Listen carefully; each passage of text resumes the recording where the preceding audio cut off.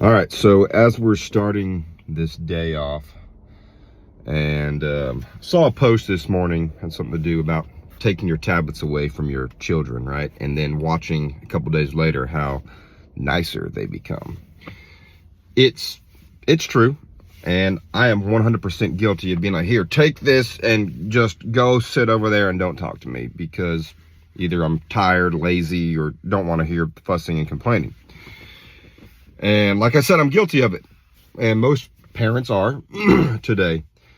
But I will say that in the last 2 to 3 years, we have made an effort to reduce that. Now, have we completely cut it out? No. But one thing I want everybody to be certain of, and this is mainly for the younger kids that haven't been exposed to stuff. Like our 2 little girls, Lauren and Ada, they do not have a tablet, and they will not have a tablet until probably 10 to 12 years old. But even then, I really would much rather them not, because of the other kids, how we've seen it become. I heard someone say this not too long ago about if you give your children a tablet, you are not giving them access to the world. You are giving the world access to your children. What that entails is evil, pornography, death, despair, all that type of stuff can come.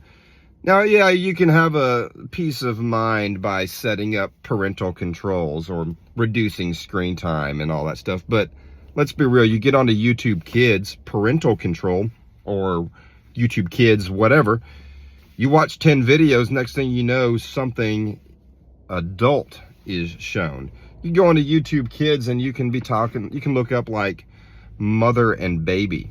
Go scrolling down through that, next thing you know, there's titties out, breastfeeding, right?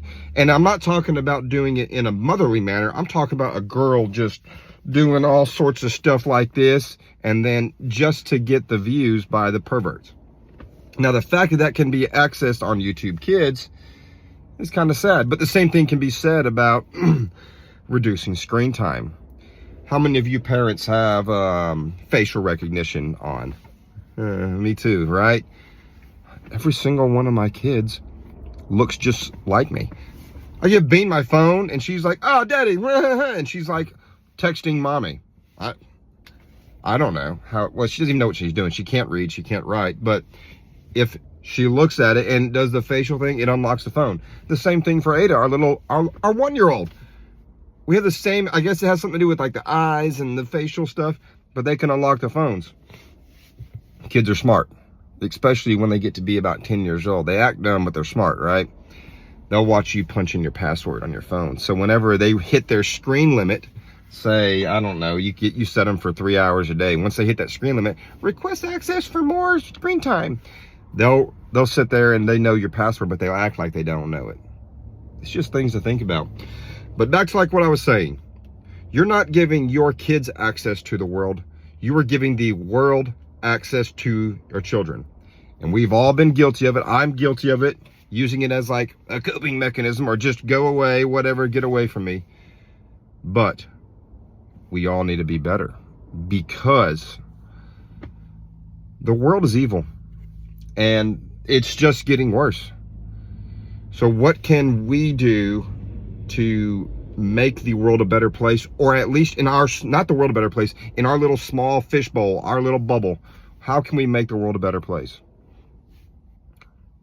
Reducing tablet time, or reducing screen time, making them actually engage, putting forth the effort as a parent to engage back and forth to the house, talk, make them come outside, touch grass and stuff, like all the sayings are going. But electronics is an awesome tool, but it is the current downfall, right? Not really, I'm not gonna say a downfall, but it is currently a slippery slope for the modern society. And I think, and I know, that it is a problem.